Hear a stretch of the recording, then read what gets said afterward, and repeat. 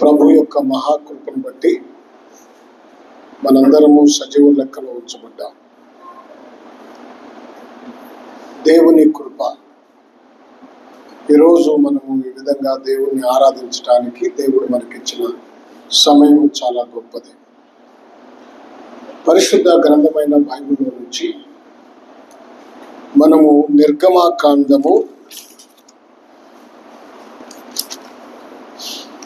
నిర్గమాకాండములో మాట చదువుకుందాం. 2వ అధ్యాయము 11వ వచనాన్ని చదువు. ఆ దినములలో మోషే పెద్దవాడై తన జనుల యొద్దకు పోయి చాలు వారి భారములను చూశాను.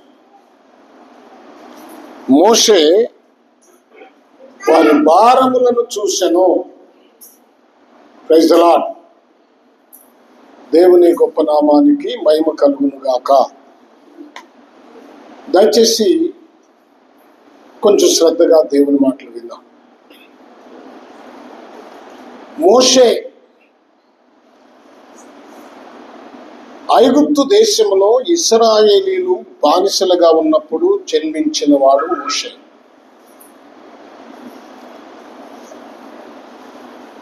ఎందుకంటే దేవుడు ఇశ్రాయేలీలను కాపాడుతూ వస్తున్నాడు. హెబ్రీలన్నా ఇశ్రాయేలీలన్నా ఒకటే.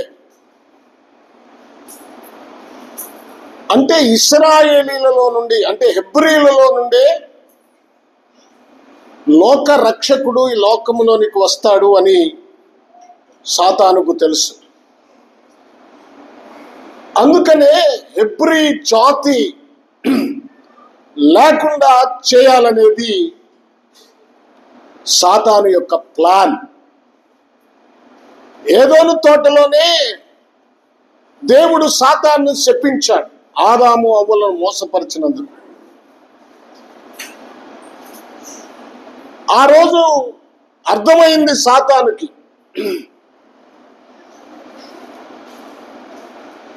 ఆ రోజు నుంచి వాడు ఆయన ప్రజలను, రక్షకుడు ఇశ్రాయేలీలలో జన్మించకుండా నిర్మూలన చేయాలని ప్రయత్నిస్తూ వచ్చాం. అయితే దేవుడు కాపాడుతూ ఉన్నాడు. చూడండి, అబ్రహాము చేసిన తప్పిదము వలన అబ్రహాము సంతానమైనటువంటి ఇశ్రాయేలీలు 4 తరముల వరకు బానిసలుగా పరాయి దేశంలో ఉంటారు అని దేవుడు చెప్పాడు. ఇప్పుడు ఐగుప్తు దేశంలో ఇశ్రాయేలీలు బానిసలైపోయారు. ఎంత భయంకరమైన బానిసలైపోయారంటే చాలా భయంకరం. చెప్పుకుందాం. ఆ దినాల్లో ఫరో ఒక శాసనం చేశాడు. ఇశ్రాయేలీల్లో మగ పిల్లవాడు పుడితే అతన్ని తీసుకొని వెళ్ళి, ఆ బిడ్డను తీసుకొని వెళ్ళి నైలు నదిలో పడవేయాలి. ఆడబిడ్డ పుడితే బ్రతకనివ్వాలి. అలాగూ జరుగుతున్న దినాల్లో, ఆ భయంకరమైన శాసనం ఉన్న దినాల్లో అమ్రాము యొకోబెదుల గర్భమును వారికి మోషే జన్మించాడు.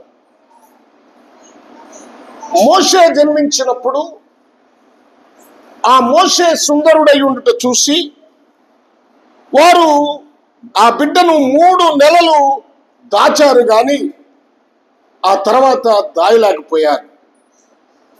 అందుకనే ఒక జమ్ము పెట్టి చేయించి ఆ పెట్టిలో మోషేని పెట్టి, ఆ బిడ్డను పెట్టి నైలు నది ఒడ్డున పెట్టారు.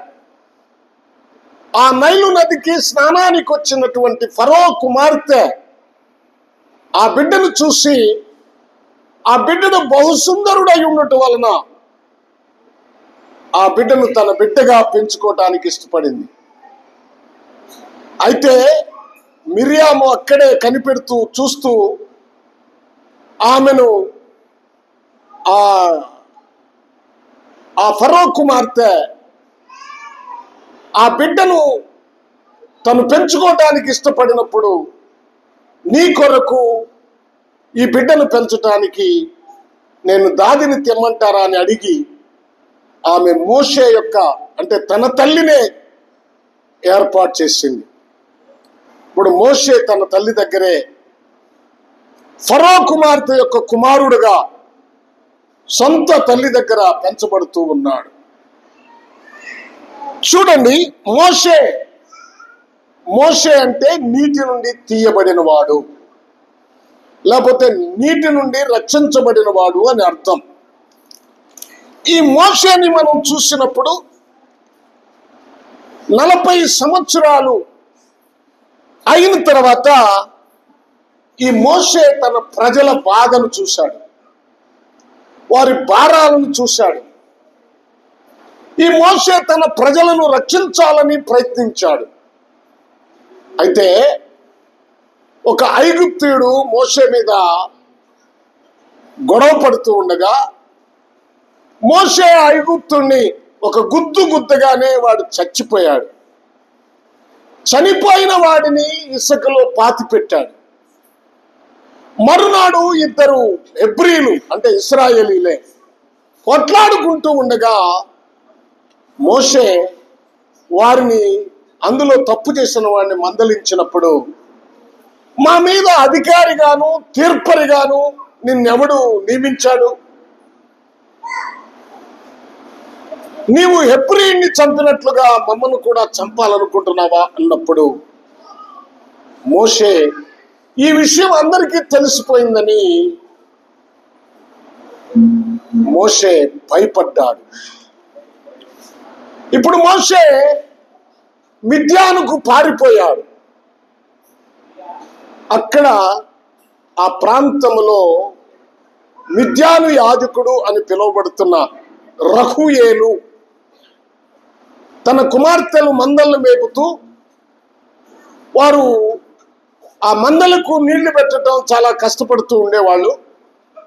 మోషే ఆ రోజు వారికి సహాయం చేసినందువలన ఆ మందలు నీళ్లు తాగి పెందలకడే ఈ పిల్లలు, ఈ కుమార్తెలు ఇంటికి వెళ్ళినప్పుడు రఘుయేలు అడిగాడు, రోజు ఆలస్యంగా వస్తారు కదా, ఈ రోజు ఏంటి తొందరగా వచ్చేసారు అని.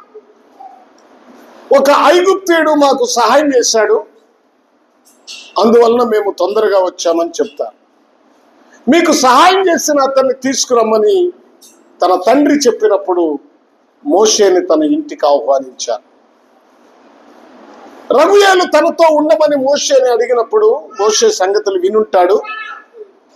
అప్పుడు మోషేని అడిగినప్పుడు మోషే తన ఇంట ఉండటానికి, వారితో కూడా ఉండటానికి ఇష్టపడ్డాడు. ఆ రఘుయేలు మోషేకి తన కుమార్తె అయిన షిప్పోరాను ఇచ్చి పెళ్లి చేశాడు. అక్కడే పిల్లలు కూడా ఆయనకు పుట్టారు. మొదట 40 సంవత్సరాలు సకల విద్యలను అభ్యసించినటువంటి మోషే రాజనగర్లో సౌఖ్యము అనుభవించిన మోషే ఇప్పుడు రెండవ 40 సంవత్సరాలు ఆయన గొర్రెలను కాచాడు. గొర్రెలను కాస్తూ తన మామ యొక్క మందను కాస్తూ ఉన్నాడు. 40 సంవత్సరాలు ఆయన గొర్రెలను కాశాడు. 40 సంవత్సరాలు. చూడండి, దేవుని ప్రణాళిక ఇశ్రాయేలుని విడిపించే సమయము ఆసన్నమైంది. ఇశ్రాయేలుని ముందుగానే విడిపించాలని మోషే అనుకున్నాడు, కానీ దేవుడు అనుమతించలేదు. ఇప్పుడు వారి బానిసత్వం దినాలు చివరికి వచ్చినప్పుడు ఇప్పుడు దేవుడు మోషేతో మాట్లాడుతున్నాడు. మోషే తన మామ అయినటువంటి రగుయేలు మందలను మేపటానికి పచ్చిక బీళ్లను వెతుకుతూ ఉండగా దేవుడు ఒక పొదలో మాట్లాడటం ప్రారంభించాడు. ఆ పొద కాలిపోలేదు, కానీ ఆ పొదలో నుండి మంట వస్తూ ఉంది. మీరు చూడండి, నిర్గమాకాండము 3వ అధ్యాయము, మోషే 3వ అధ్యాయం మొదటి. మోషే మిద్యాను యాజకుడైన యిత్రో అను తన మామ మందను మేపుచు ఆ మందను అరణ్యము అవతలకు తోలుకొని దేవుని పర్వతమైన హోరేబుకు వచ్చెను. ఇది దేవుని పర్వతం అని పేరు. ఈ పర్వతానికి మరొక పేరుంది, సీనాయి పర్వతము అని. మీరు నిర్గమాకాండము 19వ అధ్యాయం చదవద్దులండి, 10-11 వచనాలు చదివితే అక్కడ అర్థమవుతుంది. ఈ హోరేబుకు సీనాయి పర్వతం అని పేరు. ఈ హోరేబుకు దేవుని పర్వతం అని పేరు. అసలు హోరేబు అంటే అర్థము ఎడారి. ఎడారి. ప్రభునందు ప్రియ దేవుని పిల్లలారా, మనం జ్ఞాపకం చేసుకుందాం. అమ్మా, బిడ్డను తీసుకొని వెనకెళ్ళాలి. ఎడారి. చూడండి, ఎడారిలో దేవుని కృప. చూడండి, హాగరు ఎడారి ప్రాంతంలో ఉన్నప్పుడు దేవుడు హాగరుతో మాట్లాడిన సందర్భాన్ని గుర్తు చేసుకోవాలి. ఎడారి జీవితములో ఉన్నటువంటి, ఎండిపోయిన పరిస్థితుల్లో ఉన్నటువంటి వారిని దేవుడు సిగురింప చేస్తాడు. దేవుడు సిగురింప చేస్తాడు. దేవుడు ఆశీర్వదిస్తాడు. మనము మన పరిస్థితులను ఎరిగిన దేవుడు మనకు సహాయం చేస్తాడు. ఇక్కడ ఎడారిలో అనే అర్థం ఇచ్చే హోరేబు పర్వతం మీద ఆ పొదలో దేవుడు మోషేతో మాట్లాడుతున్నాడు. అక్కడ రాయబడింది ఏమిటంటే, మొట్టమొదట 2వ వచనం, ఒక పొద నడిమిని అగ్ని జ్వాలలలో యెహోవా దూత అతనికి ప్రత్యక్షమాయను. ఇక్కడ యెహోవా దూత అని మొదట రాశాడు. తర్వాత మనం చూస్తే 4వ వచనములో, దాన్ని చూచుటకు అతడు ఆ తట్టు వచ్చుట యెహోవా చూసెను. దేవుడు ఆ పొద నడిమి నుండి మోషే మోషే అని అతన్ని పిలిచెను. మొదటేమో యెహోవా దూత అని రాశాడు. తర్వాత దేవుడు ఎక్కడుండి మాట్లాడుతున్నాడు? పైనుండి మాట్లాడట్లేదు, ఆ పొదలో నుండి మాట్లాడుతున్నాడు. పొదలో నుండి మాట్లాడుతున్నాడు దేవుడు. ఏం మాట్లాడుతున్నాడు? ఇతను అంటున్నాడు, చిత్తము ప్రభువా అన్నాడు. వెంటనే ప్రభు అంటున్నాడు, దేవుడు అంటున్నాడు 5వ వచనంలో, అందుకు ఆయన దగ్గరకు రావద్దు, నీ పాదముల నుండి నీ చెప్పులు. ఎందుకు చెప్పులు విడమన్నాడు? చూడండి, అక్కడ నీవు నిలిచి ఉన్న స్థలము పరిశుద్ధ ప్రదేశము అనెను. నీవు నిలిచి ఉన్న స్థలము పరిశుద్ధమైనది కనుక నీవు చెప్పులు విడిచిపెట్టరా. పరిశుద్ధమైనది. ఒక ఎడారి ప్రాంతము, ఒక పర్వతము, ఒక కొండ ఎలా పరిశుద్ధమైంది? అక్కడ దేవుడు ఉన్నాడు. అంతేకాదు, మరొక విషయం ఏంటంటే, ఈ హోరేబు పర్వతానికి మరొక పేరు సీనాయి పర్వతం. దేవుడు ధర్మశాస్త్రం ఇచ్చింది సీనాయి పర్వతం మీదే. 10 ఆజ్ఞలు కలిగిన 2 పలకలు దేవుడిచ్చింది ఎక్కడంటే ఇదే పర్వతం మీద. దేవుడు మోషేకి తన మహిమలో కనిపించింది ఎక్కడంటే ఇదే పర్వతం మీద. అందుకనే ఈ పర్వతము, ఈ ప్రాంతము దేవుని ఆజ్ఞలు ఇచ్చిన స్థలము, ధ్యాన స్థలము, పరిశుద్ధమైన స్థలము. ఆ పరిశుద్ధమైన స్థలములో ఉన్నావు నీవు, దగ్గరకు రావద్దు, చెప్పులు విడిచి రమ్మన్నాడు. ఇదే దేవుడు ఐగుప్తు నుంచి ఇశ్రాయేలీయులు ప్రయాణమై వెళ్ళేటప్పుడు మీరు చెప్పులు వేసుకోమన్నాడు, చెప్పులు తొడుక్కోమన్నాడు. ఇక్కడేమో చెప్పులు విడవమంటున్నాడు. చూడండి, సందర్భాన్ని బట్టి దేవుడు మాట్లాడుతూ ఉంటాడు. ఈ పర్వతం మీద కనిపించిన వాడు మొదట యెహోవా దూత, అంటే మన ప్రభు అయిన యేసుక్రీస్తు వారే యెహోవా దూతగా, యెహోవాగా, దేవుడుగా ఉన్నాడు. ఈయన మరొక విషయాన్ని మీకు జ్ఞాపకం చేస్తాను. యేసు ప్రభుని గురించి చాలా మంది కొంత తక్కువగా మాట్లాడుతూ ఉంటారు. ఇప్పుడు ఈ యూట్యూబ్లు వచ్చిన తర్వాత చాలా రకరకాల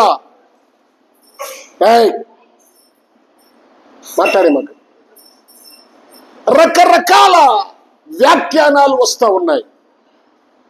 చాలా భయంకరంగా కూడా వస్తున్నాయి. గతంలో మేము రక్షించబడినప్పుడు ఇలాంటి పద్ధతులు లేవు. ఇప్పుడు స్త్రీలు మేకప్లు, స్త్రీలే కాదు పురుషులు కూడా దేవుని వాక్యం చెప్పేవారు మేకప్ వేస్తున్నారు. సినిమా హీరోలు వేసినట్లుగా, సినిమా నాయకులు, నాయకురాండ్లు వేసినట్లుగా ఈరోజు దైవ జనులు, దైవ సేవకురాళ్ళు కూడా మేకప్లు వేసుకొని, వస్త్రాలు కూడా ఎలా ఉంటున్నాయంటే అర్ధనగ్నంతో ఇక్కడికి కటింగ్, దాన్ని ఏమంటారు నాకు తెలియదు ఆ పేరు, ఇక్కడికి తొడల దాకా దాన్ని స్కర్ట్ ఏదో అంటారు కదా, నాకు తెలియదులే. అవి వేసుకొని చాలా అసభ్యకరంగా పాటలు పాడుతూ ఉన్నారు. తల మీద ముసుగు కూడా వేసుకోరు, కనీసం చిన్న గుడ్డ కూడా పైన వేసుకోకుండా తన ఇష్టం వచ్చినట్లుగా ప్రవర్తిస్తున్నారు. అంటే వారికి ఉన్న డబ్బును బట్టి, వారికి ఉన్న ఆ జ్ఞానం, ఆ చదివిన చదువును బట్టి వాళ్ళను సమర్థించుకుంటున్నారు, వాళ్ళు సమర్థించుకుంటున్నారు. ఇదివరకు దేవుని సంఘములో, దేవుని మందిరములో ఎంతో భయభక్తులతో దైవ సేవకులు గాని, విశ్వాసులు గాని గడిపేవారు. ఈ రోజున అసలు దేవుని దగ్గర కూర్చోటం కూడా సరైన రీతిలో కూర్చోట్లేదు. నీవు దేవునికి భయపడుతున్నావా లేదా అనేది నీవు దేవుని దగ్గర కూర్చున్న ఆ విధానాన్ని బట్టే చెప్పొచ్చు. నువ్వు భక్తిగా ఉన్నావా, అశ్రద్ధగా ఉన్నావా, నీ ఇష్టం వచ్చినట్లు ఉన్నావా, లెక్క లేకుండా ఉన్నావా, ఈజీగా చెప్పొచ్చు. దేవుని దగ్గరకు వచ్చి పక్కవారితో మాట్లాడుతూ ముచ్చట్లు చెప్తున్నావా, లేక వాక్యం ఏం చెప్తున్నారో దాన్ని అర్థం చేసుకోవడానికి ప్రయత్నిస్తున్నావా, నీ పొజిషన్ బట్టే చెప్పొచ్చు. గమనించండి. దేవుని గొప్ప నామానికి మహిమ కలుగును గాక. ఈ మధ్య కాలంలో నేను ఒక వీడియో చూశాను. ఏదన్నా దైవ సేవకులను వేదిక మీద ఆహ్వానించేటప్పుడు చప్పట్లు కొడతారు. అది కూడా అవసరం లేదు, అది కూడా దేవునికి మహిమ రాదు, మనుషులకే వస్తుంది. అయితే మొన్న ఒక వీడియో చూశాను నేను. ఒక దైవజనుడు, పేరు మోసిన దైవజనుడు, మనం కూడా పిలిచాం మీటింగ్లకు ఒకప్పుడు ఆయన్ని. ఆ దైవజనుడు వేదిక మీదకి వస్తా ఉంటే చప్పట్లు కాదు, ఏలలేస్తున్నారు. ఏలలేస్తారు. ఎంతగా దిగజారిపోయారో చూడండి, ఎంతగా దిగజారిపోయారో చూడండి. ప్రభునందు ప్రియా దేవుని పిల్లలారా, భయము లేని విధానం, దేవుని సన్నిధిలో పరిశుద్ధ స్థలములో పరిశుద్ధత కలిగిన ఆ దేవుని మాటలు, ఒకవేళ అది మందిరం కావచ్చు, అదేనా స్టేజీ కావచ్చు, వేరొక మందిరం కాకపోవచ్చు, స్టేజీ అవ్వచ్చు, అయినా దేవుడు మాట్లాడే స్థలము కదా. ఎంత మంచిగా ఉండాలి, ఎంత భక్తిగా ఉండాలి, ఎంత యథార్థంగా ఉండాలి. చూడండి వీళ్ళ డంబము, వీళ్ళని వీళ్ళు కనపరుచుకోవటం. ఇప్పుడు చాలా మంది విశ్వాసులు దేవుణ్ణి కాదు వెంబడిస్తుంది, దేవుణ్ణి కాదు సేవకులను బోధకులను వెంబడిస్తున్నారు. దేవుడంటే కాదు ఇష్టం, బోధకుడు అంటే ఇష్టం. బోధకులకు ఫేవరెట్స్ అయిపోయారు. చూడండి ప్రభునందు ప్రియా దేవుని పిల్లలారా, ఈ మంచి సమయంలో మనం జ్ఞాపకం చేసుకుందాం. హోరేబు పర్వతం పరిశుద్ధమైనది, అది దేవుని పర్వతం, అది సీనాయి పర్వతం, దేవుడు ధర్మశాస్త్రం ఇచ్చిన విధానం. అక్కడ దేవుడు ఏమంటున్నాడు చూడండి, ఏమన్నాడు? నీ పాదములకు నుండి చెప్పులు విడువము, నీవు నిలుచున్న స్థలము పరిశుద్ధ ప్రదేశము. మరియు ఆయన, నేను నీ తండ్రి దేవుడను, అబ్రహాము దేవుడను, ఇస్సాకు దేవుడను, యాకోబు దేవుడను. ఇప్పుడు ఆ పొదలో మాట్లాడుచున్న వారు ఎవరంటే మన ప్రభు అయిన యేసుక్రీస్తు వారే. ప్రభు అయిన యేసుక్రీస్తు వారు మొదటి నుండి ఉన్నవాడు. ఆయన మధ్యలో వచ్చినవాడు కాదు, ఆయన పుట్టినవాడు కాదు. ఆయన మనకు కన్యమేరీ గర్భమున మానవులను రక్షించటానికి ఆయన భూలోకములో జన్మించాడు అనే కన్నా వచ్చాడు అనటం చాలా మంచిది, ప్రవేశించాడు అనటం చాలా ఆశీర్వాదకరంగా ఉంటుంది. మన దేవుడు మధ్యలో వచ్చిన వాడు కాదు. కొంతమంది ఇప్పుడు వాదన ఏంటంటే యేసు ప్రభు వారు యెహోవాకు పుట్టాడు అని ఒక వాదన చెప్తున్నారు. కాదు కాదు, ఆయన కుమారుడుగా ఈ లోకములోనికి వచ్చాడు. ఆయన శ్రేష్టమైన వాడు, ఆయన నిత్యుడు. ఒక మాట చూపిస్తాను చూడండి, యెషయా గ్రంథము 9వ అధ్యాయము 6వ వచనం చూడండి. చూడండి, ఏలయనగా మనకు శిశువు పుట్టెను, మనకు కుమారుడు అనుగ్రహించబడెను, ఆయన భుజము మీద రాజ్యభారముండును. చూడండి ఇక్కడ అంటున్నాడు, ఆశ్చర్యకరుడు, ఆలోచనకర్త. ఇప్పుడు ఈయన ఎవరంట? ఈ పుట్టిన ఆయన ఎవరు? మనకి కుమారుడుగా అనుగ్రహించబడిన ఆయన ఎవరు? ఆయన బలవంతుడైన దేవుడు. యేసుక్రీస్తు ఎవరు? బలవంతుడైన దేవుడు. తర్వాత ఆయన గురించి ఏం చెప్పబడింది? నిత్యుడగు తండ్రి. నిత్యుడు ఆయన, నిత్యుడు, నిత్యుడగు తండ్రి. ఏ పని చేసినా యెహోవా,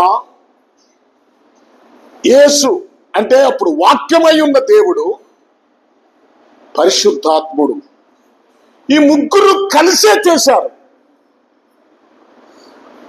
నిత్యుడకు తండ్రి అని పిలువబడుతున్నాడు మన ప్రభు. సమాధానమును ఇచ్చేటువంటి అధిపతి అని అతనికి పేరు పెట్టబడెను. నిత్యుడకు తండ్రి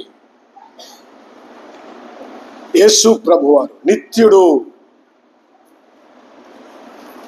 చూడండి, ఈ సృష్టిని సృష్టించేటప్పుడు, ఈ సృష్టి యావత్తు కలిగినప్పుడు యేసు ప్రభువారే ఈ సృష్టిని కలుగజేశాడు. ఆయన లేకుండా ఏదియు కలుగలేదు. యోహాను రాసిన సువార్త 1వ అధ్యాయము 2వ వచనం చూడండి.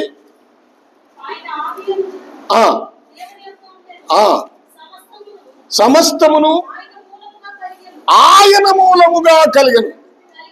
చూడండి, ఆయన కలిగి ఉన్నదేదియు ఆయన లేకుండా కలుగలేదు.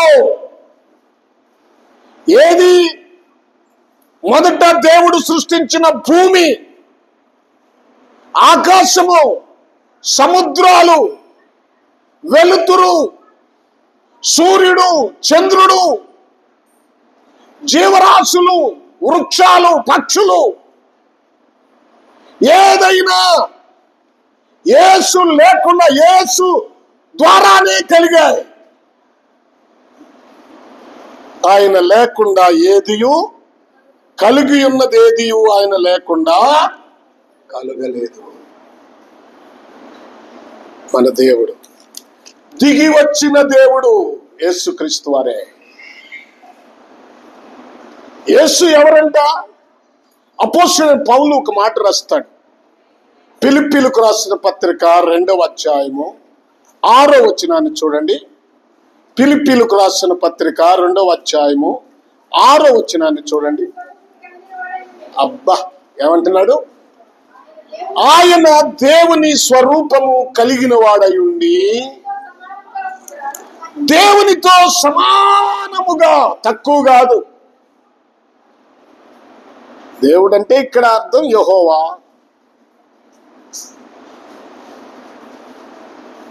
తర్వాత యేసుక్రీస్తు. ఇప్పుడు యెహోవా గొప్పోడు, యేసుక్రీస్తు ఆయన కన్నా తక్కువ వాడని చాలా మంది చెప్తా ఉంటారు. వినండి, చాలా మంది చెప్తా ఉంటారు, అది తప్పు.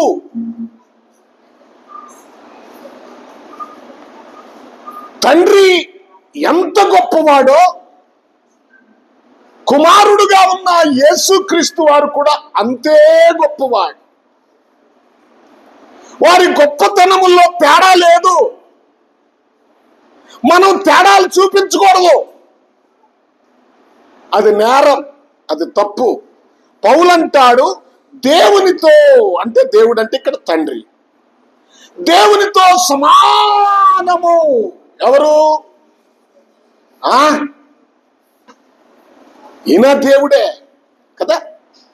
దేవునితో సమానం యేసుక్రీస్తు వారు. ఈ దేవుడే యేసుక్రీస్తుని ఏమని పిలుస్తున్నాడో చూడండి. ఈ తండ్రి యేసుని ఏమని పిలుస్తున్నాడు? హెబ్రీయులకు రాసిన పత్రికలోనికి ఒకసారి రండి, మీరు చూద్దాం. 8వ వచనం. అగ్ని జ్వాలలుగాను, చూడండి 7వ వచనం. తన దూతలను వాయువులుగాను తన సేవకులను అగ్ని జ్వాలలుగాను చేసుకునివాడు అని తన దూతలను గూర్చి చెప్పుచున్నాడు. కానీ ఇప్పుడు తన కుమారుని గూర్చి ఏం చెప్తున్నాడు? దూతల గురించి చెప్పాడు. అయితే తన కుమారుడైన యేసుక్రీస్తుని గురించి ఏం చెప్తున్నాడు అక్కడ? ఏమని? దేవా. ఎవరిని? దేవా అని ఎవరిని పిలుస్తున్నాడు? వినండి, ఎవరిని పిలుస్తున్నాడు? తండ్రి యెహోవా ఎవరిని పిలుస్తున్నాడు? తన కుమారుణ్ణి. దేవా, నీ సింహాసనము నిరంతరము నిలుచున్నది, నీ రాజదండము న్యాయమైనది, న్యాయార్థమైనది. నీవు నీతిని ప్రేమించితివి, దుర్నీతిని ద్వేషించితివి. అందుచేత దేవుడు, నీ దేవుడు నీ తోటి వారి కంటే నిన్ను హెచ్చించున్నట్లుగా దేవుడు, చూడండి, నీ దేవుడు నీ తోటి వారి కంటే నిన్ను హెచ్చించున్నట్లుగా ఆనంద తైలముతో అభిషేకించెను.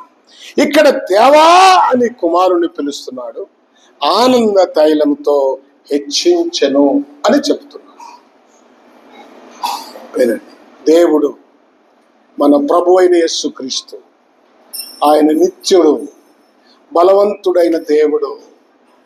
ఆయన ప్రారంభము నుండి ఉన్నవాడు, ఆయన మధ్యలో వచ్చినవాడు కాదు, ఆయన పుట్టినవాడు కాదు.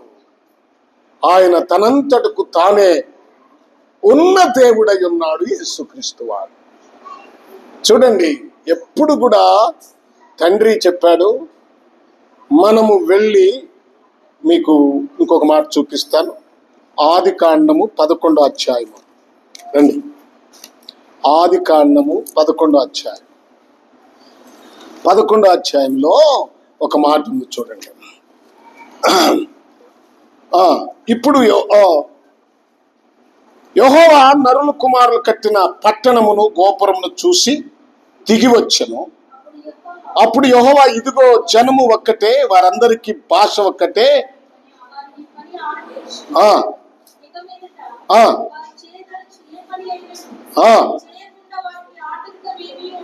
ఉండదు కనుక మనము 7వ వచనంలో ఏమన్నాడు? మనము ఎవరితోటి? మనమంటే ఎంతమంది? ఒకరికంటే ఎక్కువ. మనము దిగిపోయి అన్నాడు. వారితో ఒకని మాట ఒకనికి తెలియకుండా అక్కడ వారి భాషలు తారుమారు చేయదము రండని అనుకునేను. ఇక్కడ యేసు ప్రభు కనిపిస్తున్నాడు.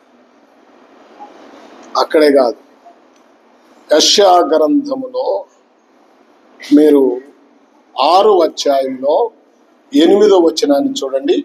యెషయా గ్రంథము 6వ అధ్యాయము 8వ వచనం. అప్పుడు నేను ఎవరిని పంపెదను? ఎలా ఎలా ఎలా ఎలా మా నిమిత్తము. ఎవరు మాట్లాడుతున్నారు ఈ మాట? దేవుడు. మా నిమిత్తము. మా అంటే నా నిమిత్తం అనలేదాడా? మా నిమిత్తము అంటే తండ్రి కుమారుడు, అంటే కుమారుడు అయిన యేసు, తండ్రి అయిన దేవుడు, కుమారుడైన దేవుడు. ఇంకొక చోట ఇంకొక మాట చూద్దాం. ప్రకటన గ్రంథము 5వ అధ్యాయం 13వ వచనం. అంతటా పరలోకమందును భూలోకమందును భూమి క్రిందను సముద్రములోను ఉన్న ప్రతి సృష్టము అనగా వాటిలో ఉన్న సర్వమును, చూడండి, అన్ని ఏమన్నారు? సింహాసనాసీనుడై ఉన్న వానికిని అంటే ఇక్కడ సింహాసనాసీనుడై ఉన్న వారెవరు? ప్రకటన గ్రంథంలో తండ్రి. ఆ తర్వాత వానికిని గొర్రె పిల్లకును. రెండో దేవుని చెప్తున్నారు. అది చూడండి, యెహోవాకు ఏ ఘనత ఇచ్చారో. గొర్రె పిల్ల అంటే ప్రభు అయిన యేసుక్రీస్తు వారు. గొర్రె పిల్లకును స్తోత్రమును ఘనతయు మహిమయు ప్రభావమును యుగయుగములు కలుగునుగాకని చెప్పుట వింటిని. అంటే తండ్రి అయిన యెహోవాతో కుమారుడైన యేసుక్రీస్తు సమానముగా ఉన్నాడు అని చూడండి. వీరందరూ వారిరువురికి స్తోత్ర ఘనత మహిమలు చెల్లిస్తున్నారు. అందుకని తండ్రిని కుమారుడైన యేసుని ఎవరు వేరు చేయకూడదు. ఇప్పుడు ఈ నిర్గమాకాండములో మనం చూసినప్పుడు ఆ పరలోకములో నుండి దిగి వచ్చిన వాడు మరి యేసు ప్రభు వారు కూడా అక్కడే కాదు దిగి వచ్చింది. హోరేబు పర్వతం మీదకి మాత్రమే కాదు ఆయన దిగి వచ్చింది. పరలోకములో ఉన్న మన ప్రభువు యేసుక్రీస్తు, తండ్రికి ఒక సింహాసనం, కుమారుడికి ఒక సింహాసనం. తండ్రి కుడిపార్శ్వమున కుమారునికి సింహాసనం వేయబడింది. ఎక్కడ ఎక్కడ? తండ్రి కుడిపార్శ్వమున, కుడివైపు. మన ప్రభు అయిన కుడివైపు అంటే గొప్ప విషయం. అది తండ్రి కుడిపార్శ్వమున ఆయనకి సింహాసనం వేయబడింది. ఆ సింహాసనం మీద ఉన్న దేవుడు, ఫిలిప్పీ పత్రికలో పౌలు గారు రాస్తున్నాడు. చూడండి, 2వ అధ్యాయం 6వ వచనం. ఇందాక చదివారు కదా, చదివారా? 6వ వచనం. ఏ స్వరూపము? హలో, అంటే దేవుని స్వరూపము కలిగిన వాడై ఉండి, దేవుని స్వరూపం అంటే దేవుడై ఉండి, ఆయన నిత్యుడై ఉండి. దేవుడు అంటేనే సరిపోదు, ఆయన నిత్యుడు, నిత్యము ఉన్నవాడు. ఇక్కడ మనకి నీ పేరు ఏమిటి అంటే, నేను ఉన్నవాడను అనువాడనై ఉన్నానని మోషేతో చెప్పను. ఆ చెప్పింది ప్రభువే. ఆయన ఉన్నవాడు, నిత్యము ఉన్నవాడు. చదువమ్మా ఇప్పుడు. దేవునితో సమానముగా ఉండుట విడిచిపెట్టకూడని భాగ్యమని ఎంచుకొనలేదు గాని. ఇప్పుడు ఎక్కడ పుట్టాడు అంటే, ఆయన మనుషుడైతే మనుషుడు పోలికగా పుట్టడం ఏంటి? ఆయన దేవుడు గనుక, ఆయన దేవుడు గనుక, ఆయన నిత్యుడు గనుక, ఆయన ఉన్నవాడు గనుక, ఆయన అనువాడు గనుక, ఇప్పుడు అంత గొప్పవాడు ఆ దేవుడు ఇప్పుడు మనుషుని పోలికగా పుట్టాడు. ఎందుకు పుట్టాడు? యెషయా గ్రంథం 61:1 నుంచి చదవండి.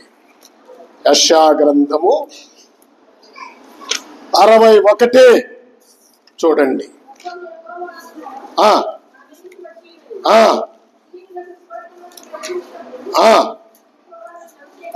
యెహోవా నన్ను అభిషేకించాడు.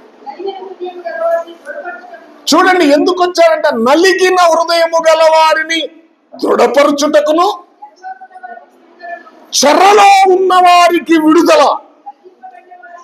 చూడండి, బంధింపబడిన వారికి విముక్తి.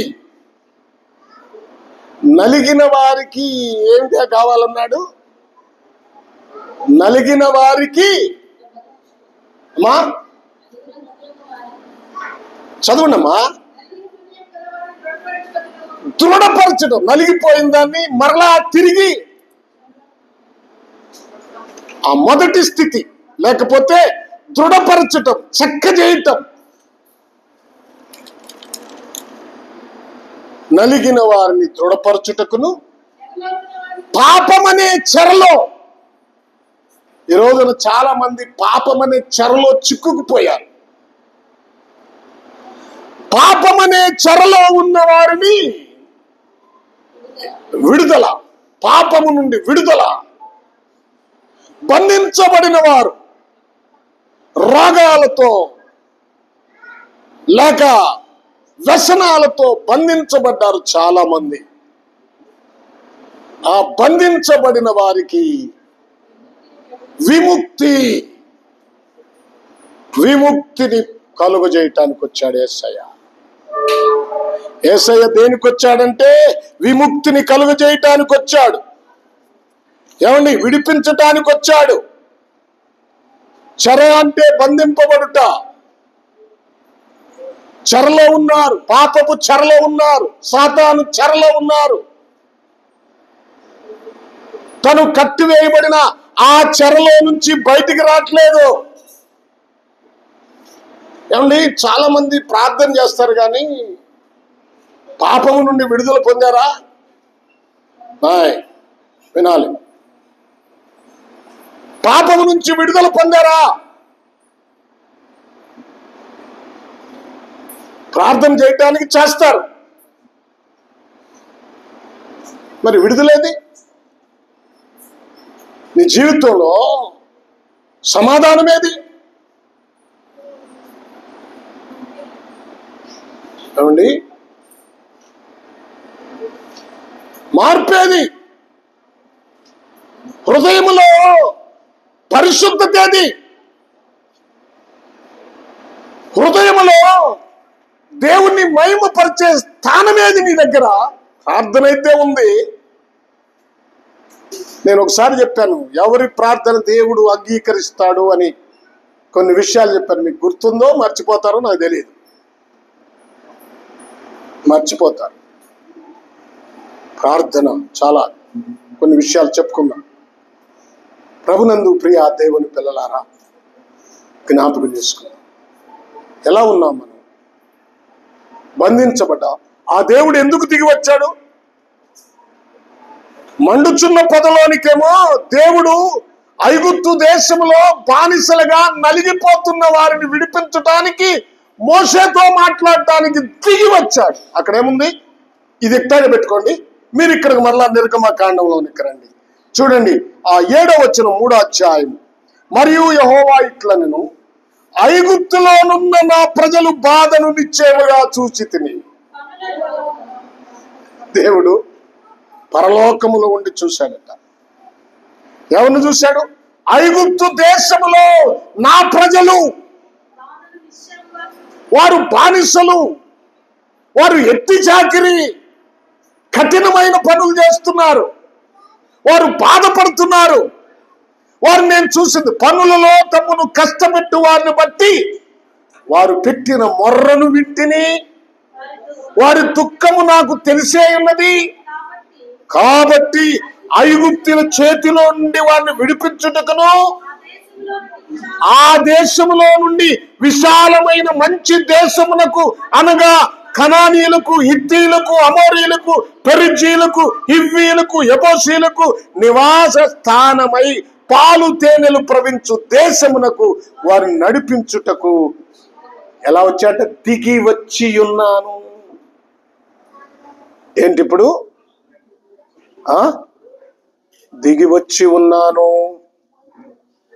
Praise the lord. Hallelujah, hallelujah. ఇదేంటి ఇన్వర్టర్ కూడా పనిచేయట్లేదా?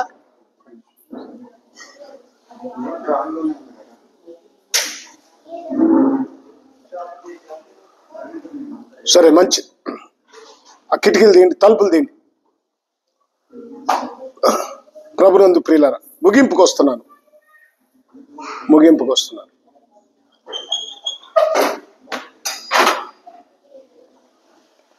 హల్లెలూయా. నేను దిగి వచ్చాను. ఎందుకు దిగి వచ్చాను? ఐగుప్తు చేతిలో, ఐగుప్తీయులలో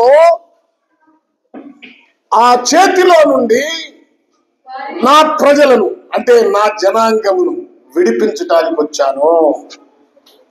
విడిపించటానికి వచ్చాను. దేవుని గొప్ప నామానికి మహిమ కలుగును గాక. వారంతా పెట్టిన మొర్ర ఇక్కడేమన్నాడు చూడండి. వారు పెట్టిన మొర్ర నేను విన్నాను.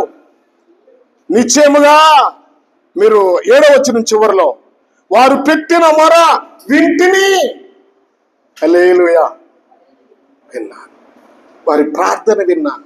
అమ్మా, ఇప్పుడు మనం ఒక మాట జ్ఞాపకం చేసుకుందాం. మేము రక్షించబడిన కొత్తలో లేదు, నేను ఒక 30-35 సంవత్సరాల క్రితం మాట చెప్తున్నాను. 30 సంవత్సరాల క్రితం మాట, 35 సంవత్సరాల క్రితం ప్రార్థన అంటే, ప్రార్థన విశ్వాసులు ప్రార్థన చేయమంటే ఎంత భారంగా చేసేవారో. మోకరిస్తే వారు ప్రార్థన చేసేటప్పుడు, ఒకరు ప్రార్థన చేస్తుంటే మిగిలిన వారు ఏకీభవించి అందరి కళ్ళముటే నీరు దారలై కారిపోయాయి. కూర్చోగల దారలై కారిపోయాయి. ఈ రోజున ఆ అనుభవం కనపడుతుందా? నీ ప్రార్థన అంగలార్పు ప్రార్థనేనా? మొర్ర పెట్టే ప్రార్థనేనా? చిలక పలుకులు రోజున భారంతో ప్రార్థన చేసేవాళ్ళు ఏరి? కన్నీటితో ప్రార్థన చేసేవాళ్ళు ఏరి? అక్కడ 2వ అధ్యాయంలో మీరు చూడండి, 2వ అధ్యాయము చూద్దాం. ప్రభునందు ప్రియ దేవుని పిల్లలారా, 23వ వచనం. అలాగున అనేక దినములు జరిగిన మీదట ఐగుప్తు రాజు చనిపోయెను. ఇశ్రాయేలీయులు తాము చేయుచున్న వెట్టి పనులను బట్టి నిట్టూర్పులు విడుచుచు మొర్ర పెట్టుచుండగా తమ వెట్టి పనులను బట్టి వారు పెట్టిన మొర్ర దేవుని యొద్దకు చేరెను. వారు పెట్టిన మొర్ర దేవుని యొద్దకు చేరెను. దేవుని యొద్దకు చేరెను. ప్రభునందు ప్రియ దేవుని పిల్లలారా, మనం జ్ఞాపకం చేసుకుందాం. నీ ప్రార్థన దేవుని యొద్దకు చేరుతుందా? అన్ని లైట్లు ఫ్యాన్లు అన్ని ఆపేసి ఒక బాక్స్ మాత్రం పెట్టండి. వినండి, ప్రైజ్ ది లార్డ్. వినాలి. నీ ప్రార్థన ఎలా ఉంది? మొర్ర పెట్టే అనుభవం ఉందా? కన్నీరు కార్చే అనుభవం ఉందా? ప్రార్థనకు వచ్చిన కానుంచి, దేవుని సన్నిధికి వచ్చిన కానుంచి ఎలా ఉంటావు నువ్వు? ఎప్పుడెప్పుడు అయిపోద్దా? ఏందబ్బా ఇవి ఇంతసేపు చేస్తుంది, ఏంది ఇతడు ఇంతసేపు ప్రార్థన చేస్తున్నాడు? ఇదే కదా, ఇదే ఆలోచన కదా. ప్రార్థన ఏందో ఆసక్తి ఉంటుందా? కళ్ళు తెరుస్తావు, అటు చూస్తావు, ఇటు చూస్తావు. దేవుని దగ్గర ఉండాల్సిన పద్ధతి అదేనా? దేవునితో ఉండాల్సిన పద్ధతి అదేనా?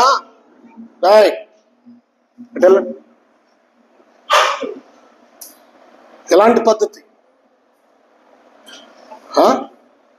నీకు ఇష్టమైతే వస్తావు, ఎప్పుడో వస్తావు. అది దేవుని దగ్గరికి వచ్చేది ఎందుకు? నీ ఒక మాట చెప్తాను, వినండి. దేవుని దగ్గరికి ఆయన్ని మహిమపరచడానికి రావాలి. ఒక మాట చదవండి బైబిల్లో, మీరు చూడండి.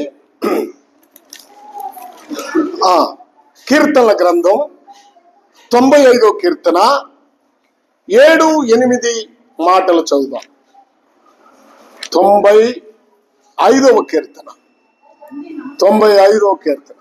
అమ్మా రండి, నమస్కారము సాగిల పడదాము. మనల్ని సృజించిన యెహోవా సన్నిధిని మోకరించెదము.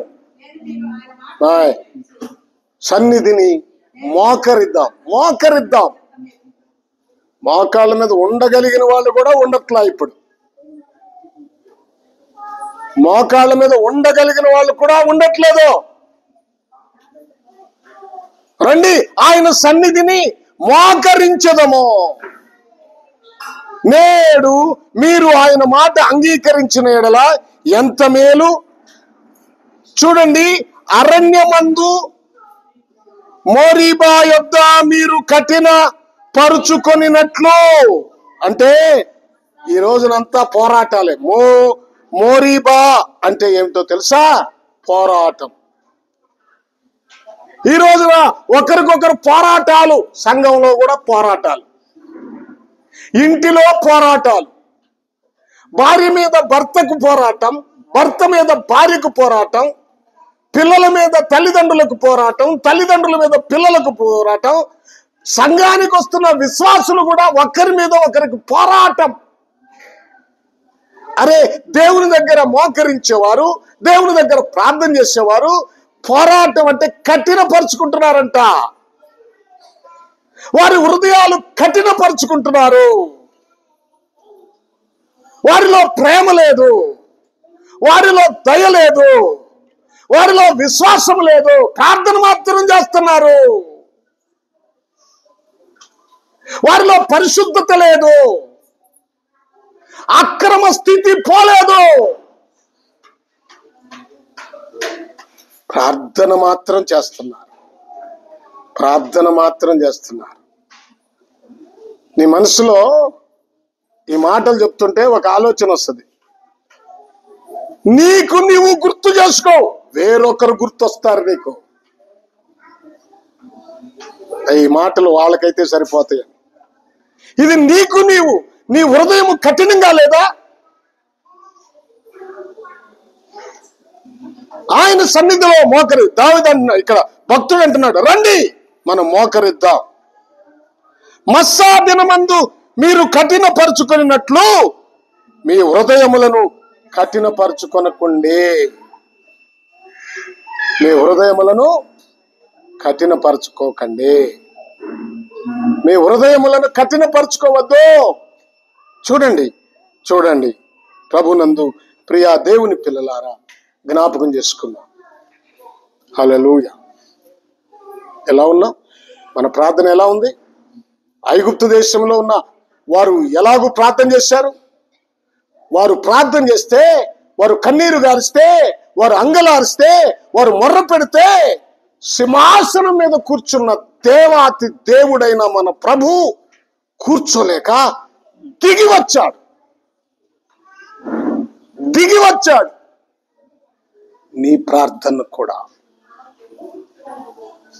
చూడండి. పేతురు చెరసాలలో వేయబడ్డప్పుడు సంఘమంతా ప్రార్థన చేస్తే చూడండి, దేవుడు దిగి వచ్చాడు, దూత దిగి వచ్చాడు. ఎంత గొప్ప సంగతి! ప్రార్థన అండి. ప్రార్థన తేలిగ్గా తీసేయమాకండి. ఏదో నీ వంతేదో 2 మాటలు ప్రార్థన చేసి నా పని అయిపోయింది అనుకోమాకండి.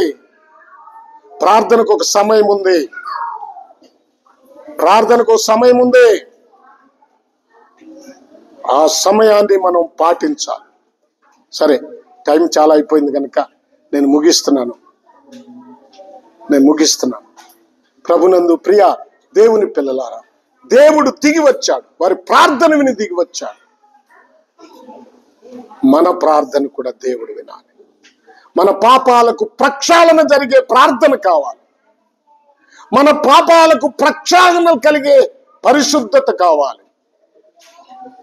ఎవరి ప్రార్థన దేవుడు అంగీకరిస్తాడంటే, తను మార్పు చెందాలని అనుకొని ప్రార్థించే వాళ్ళ ప్రార్థన అంగీకరిస్తాడు. పరిశుద్ధుల ప్రార్థన అంగీకరిస్తాడు. ఏమండి, ఎవరి ప్రార్థన అంగీకరించడంటే, దుష్టత్వములో జీవించే వారి ప్రార్థన దేవుడు అంగీకరించడు. పాపములో బ్రతికే వారి ప్రార్థన దేవుడు అంగీకరించడు. వీరందరూ కూడా పశ్చాత్తాపంతో కూడిన ప్రార్థన చేస్తున్నారు. ఎట్టి వాగ్దానాన్ని గుర్తు చేసుకున్నాడు. అప్పుడు అబ్రహాము దేవుడు, ఇస్సాకు దేవుడు, యాకోబు దేవుడని చెప్పబడిన ఆ దేవాతి దేవుడే దిగి వచ్చి మోషేతో మాట్లాడి, నువ్వెళ్ళో, నేను నీకు తోడుగా ఉంటాను. ఐగుప్తులో బానిసత్వంలో ఉన్న వారిని విడిపించు, నేను నీ పక్షముగా ఉండి నిన్ను నడిపిస్తానని చెప్పి వాగ్దానం చేశాడు. మోషే వెళ్ళాడు. ఇశ్రాయేలే హెబ్రీ జాతినంతటిని విమోచించాడు. తన జీవితాన్ని సాక్రిఫై చేశాడు. తను సమస్తమును వదిలిపెట్టాడు. అల్పకాల పాప భోగమును అనుభవించుట కంటే దేవుని ప్రజలతో శ్రమ నింద అనుభవించటం మేలనుకున్నాడు. శాశ్వతమైన ఆ మహిమ కలిగిన రాజ్యాన్ని ఆ రోజే మోషే చూశాడు. ఈరోజు దానిని చూడట్లేదు. మనం దేన్ని చూస్తున్నాం? భౌతికంగా ఉన్న వాటిని చూస్తున్నాం. భౌతికంగా ఉన్న సంపాదనను చూస్తున్నాం. భౌతికంగా ఉన్న ఇళ్లను చూస్తున్నాం. భౌతికంగా ఉన్న వాటిని చూసి శాశ్వతమైన దానిని పోగొట్టుకుంటున్నాం. గుర్తుపెట్టుకోండి, శాశ్వతమైన రాజ్యం కావాలా? దేవుడి దగ్గరికి ఎందుకు వస్తారండి మీరు? దేనికోసం వస్తున్నారు? దేనికోసం వస్తున్నారు మీరు? శాశ్వతమైన దాన్ని సంపాదించుకోవటానికి కోసం రావాలి. అక్కడ శాంతి, సమాధానం, సంతోషము, ఆనందము, నిత్యము ప్రభువుతో మహిమ. అసలు ఆ జీవితాన్ని ఒకసారి తలంచుకోండి, ఆ స్థితిని ఒకసారి తలంచుకోండి. ఎన్నడూ ఎడబాయని జీవితం ఆ జీవితం, దేవుని ఎడబాయని జీవితం. దానికోసం సరే, మంచిది. ఇప్పుడు మోషేని ఐగుప్తు దేశంలో ఉన్న ఇశ్రాయేలుని విడిపించటానికి దేవుడు ఏర్పాటు చేసుకున్నాడు. మోషే వారిని విడిపించాడు. అలాగే పాపము నుండి మనల్ని విడిపించగలిగిన వాడు మన ప్రభు అయిన యేసుక్రీస్తు. ఆ ప్రభు అయిన యేసుక్రీస్తుని దేవుడుగా, రక్షకుడిగా, సజీవుడుగా, నిత్యుడుగా మన హృదయమందు అంగీకరిస్తే, మన జీవితాలను మార్చుకుంటే, పాపాన్ని విడిచిపెడితే, పరిశుద్ధమైన జీవితం కలిగి ఉంటే ఆయన మహిమ కలిగిన రాజ్యానికి నిన్ను ఆహ్వానిస్తాడు. దేవుడి మాటలు మనందరి కొరకు ఆశీర్వదించును గాక. ఆమేన్. తల వంచండి, ప్రార్థన చేసుకుందాం.